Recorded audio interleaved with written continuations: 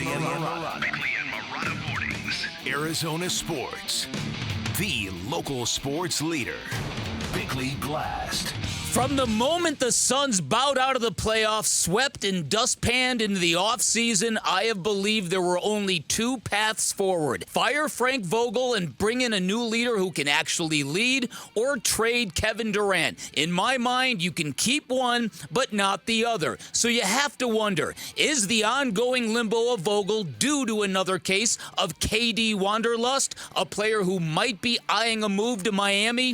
One thing you cannot do is discount this latest rumor because it came from Chad Ochocinco. Not in this situation, because it's not normal that this team has yet to make a decision about their head coach. Their end-of-the-season press conference was not normal, and at the time, I said it appeared that the Suns brass seemed unsettled by something. You can't ignore it because we've heard about KD's unhappiness at Christmas and then again after the season ended, and you can't ignore it because it's KD, who has a history of this stuff. And because, quite honestly, why would anyone in their right mind want to return to a team that seems so joyless and so disconnected? And guess what? I'm okay with trading Durant because running it back kind of feels like a fool's errand to me, and because now might be the last best time to trade Durant, a player coming off his best season in years. Either way, something is clearly swirling around our basketball team, and something is clearly amiss. All right, today's Bickley Blast brought to you by my great friends at Chapman BMW, who make luxury attainable. Find them online at chapmanbmw.com. Kevin Durant was free and didn't go to Miami. So what makes you think you're going to get him now? Kevin Durant's been totally free. He's been totally free twice. After OKC, he went to Golden State. After Golden State, he went to Brooklyn. What makes you think he want to go to Miami now? Because I talked to him. I talked to KD. And I know KD gonna see this, and KD can attest to this. And you can talk about it tomorrow on First Take. Part of the exchange between Shannon Sharpe and Chad Johnson on a podcast. Chad Johnson? Johnson. All right, there's so many wrinkles here. Well, you cut off also one of the more important things that said he talked to KD. He did.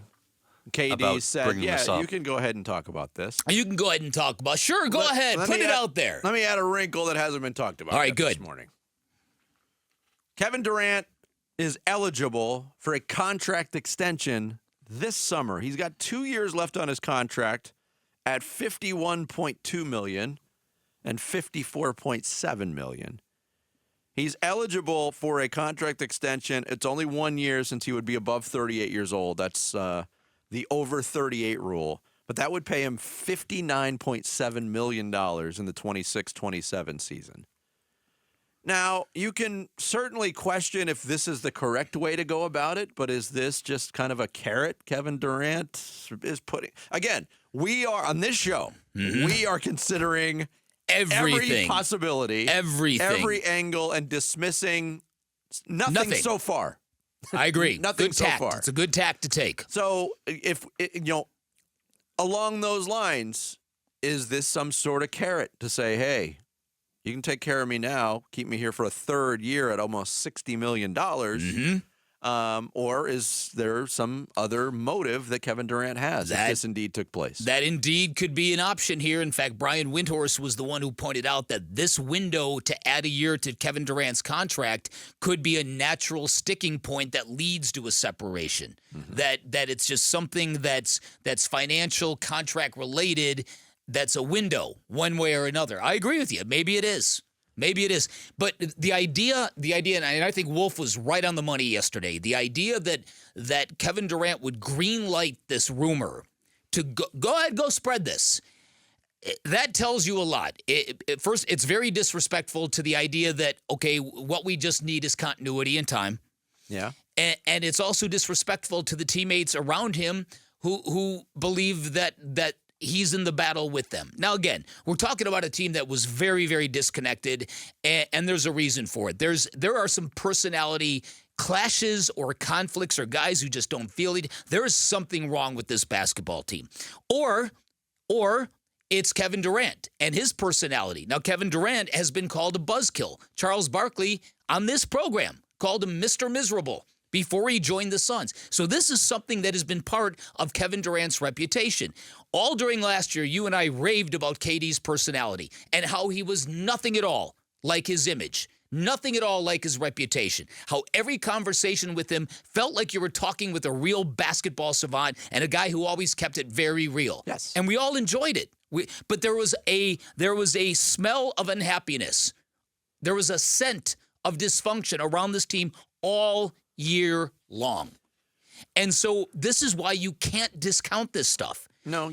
People, and I said this earlier, I'm going to say it again. There's a lot of people locally who are aghast at this, who refuse to give this any credibility. And I heard them all yesterday. And to me, it's like, are you not paying attention to what this basketball team has looked like, has sounded like? Related to that, I think there's a range of how people feel, how severe the disconnect was. Walking away from the season, I shared my emotion was relief. Like, I'm just glad this is over. That being said, I did not see a team that had severe chemistry problems, at least to those looking in from the outside. Something was amiss. Something was not aligned. We get that. But talk about the interpersonal relationships. We played the cut earlier from Isaiah Thomas on a podcast who said the big three, those guys rock with each other. That was the word that he used. And we kind of questioned that. Was that visible? Kevin Durant, after the Suns were eliminated from the playoffs, was asked about his relationship with Devin Booker. Oh, it's been steady, man. Just been steady. We've been building. We understand each other more and more. I feel like I know Book in and out and vice versa. So, yeah, we just keep building from there. Like I said, continuity is a major part of being a successful team, and rough times as well. A lot of teams that are successful right now have been through some rough times, so we just keep grinding. Yeah, so what does this mean in that relationship, if there's indeed any validity to what Chad Ochocinco put out there? What does it mean for Devin Booker? You got a column on that right now at ArizonaSports.com. Look, I think there's some Suns fans that don't want to see Kevin Durant go, that would be in favor of exploring this if this is indeed what he wants. But if it has some sort of negative effect on the future of Devin Booker in Phoenix, I think that's where a lot of Suns fans are like, hey, this is a little bit unnerving. It's very heavy and very, very unsettling. Finally, before we go to break, that is my fear. My fear is that if KD really does want out, and that means KD's okay with leaving Book, where does that leave Book? Where is he at? Especially when I've got people telling me, watch out for Worldwide Wes in New York. Yeah, I mean, not to stir the pot, although stirring soup's a good idea. Devin Booker went to the NBA Finals as the alpha on a team. Mm-hmm. Now, and I know it was kind of alpha A, alpha B with he and Chris Paul. Chris Paul was never the primary scorer. Was that part of the dysfunction this year, if you want to use that term, was that there was only one basketball for three elite scorers?